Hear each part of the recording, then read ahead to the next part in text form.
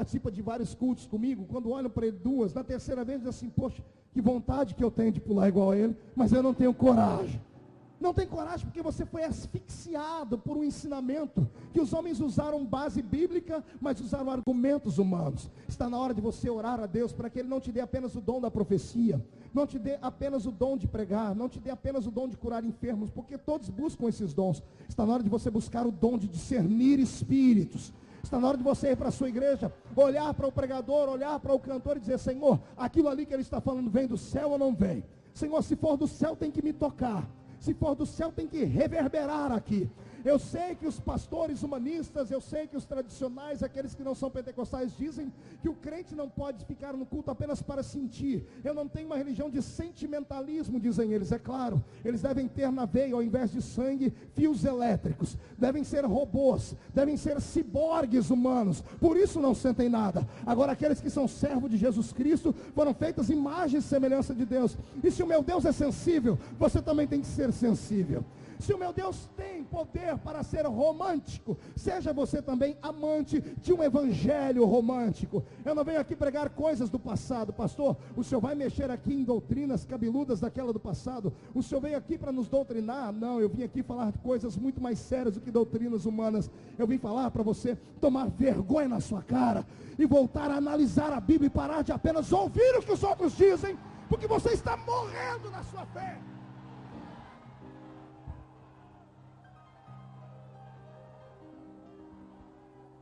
Você está asfixiado. Tudo é errado. Quando você não é asfixiado por tudo que é errado, você é asfixiado pelo liberalismo demais. Ou os crentes, não existe, parece que meio termo. Ou é fanático no extremo, ou é formalista no extremo. Eu venho em nome de Jesus pedir a Deus que transforme esse lugar nessa noite numa grande olaria.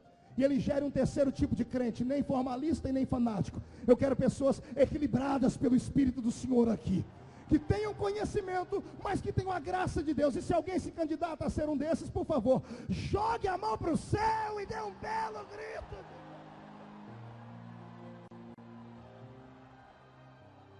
Pastor Marco, o que tem a ver a asfixia religiosa com o texto de Jesus abençoando as crianças? É simples. Imagine o seu Deus, aquele que criou tudo pela força do seu poder, e que pelo poder da sua palavra sustenta o universo.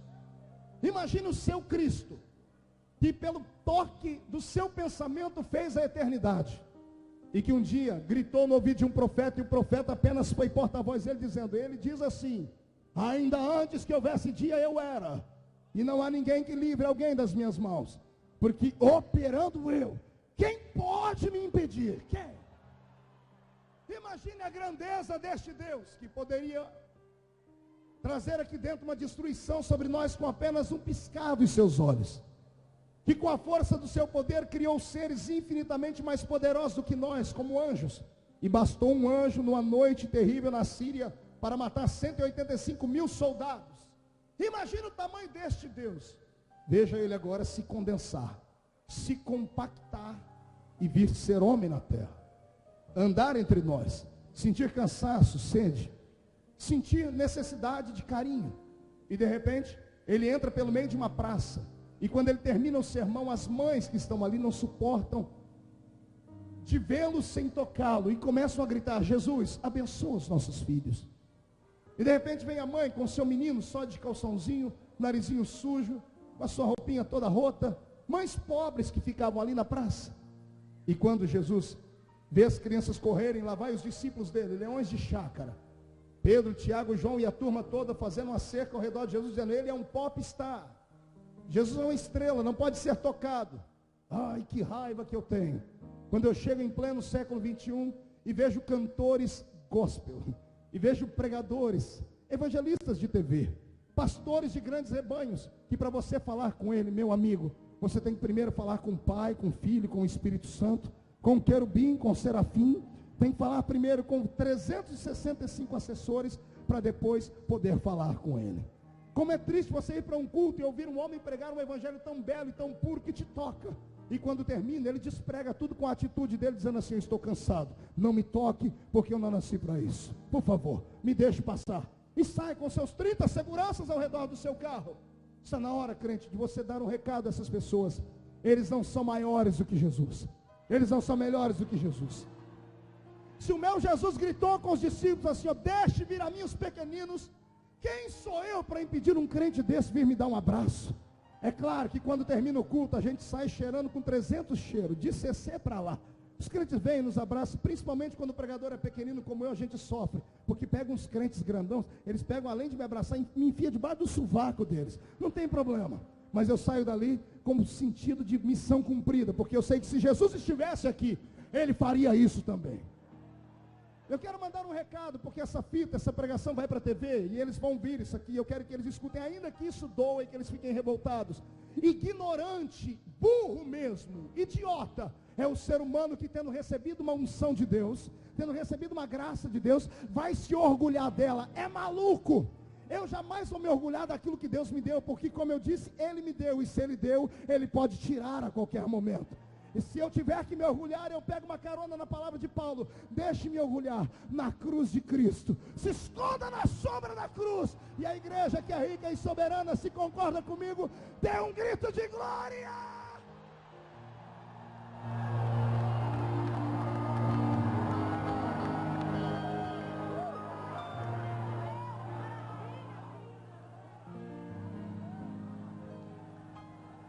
Eu não quero que você apenas ouça a cena, eu quero que você imagine a cena. Tem uma criança aqui no púlpito, a minha filha já é muito grande. Vem cá.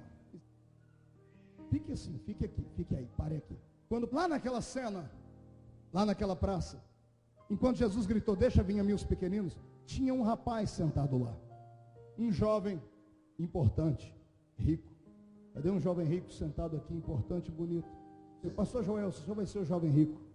Sente aqui nessa escada, por favor. Para quem não conhece, esse é o pastor Shurek.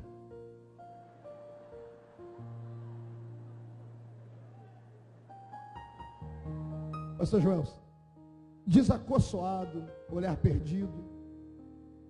Jesus está ali, e alguém grita, Jesus abençoa minha filha.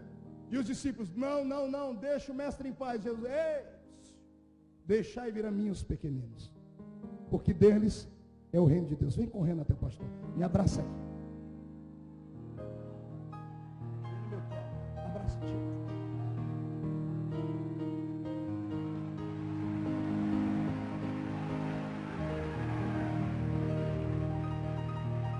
Ei, você consegue imaginar o seu Cristo, o homem que levantou defuntos agora há pouco, o homem que levantou paralíticos, parar a sua cruzada para pegar uma criança no colo, dar um cheiro nela, dar um beijinho nela, abençoar, e a mãe chorando dizendo obrigado, Senhor, e tendo isso terminado, antes dele sair, tinha um rapaz olhando ele. Deixa eu falar um pouquinho daquele rapaz. Ele era judeu. Diga para o seu irmão, judeu. Diga, você sabe como é a vida de um judeu? Diga, aperte o cinto, porque você vai ouvir agora.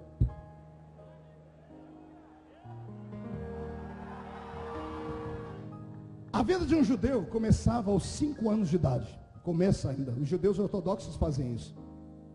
O ensinamento da criança não vem primeiro da escola, vem do pai e da mãe. E o pai e da mãe passam a contar as histórias do povo de Israel. Começam a falar da cultura, dos rituais. Porque quando o menino está formado, ele tem que ter decorado 600 e poucas regras. 613, ainda bem que tem uma judia aqui que ela me ajuda. 613 leis, não são apenas 10 mandamentos. O judeu tem 613 mandamentos.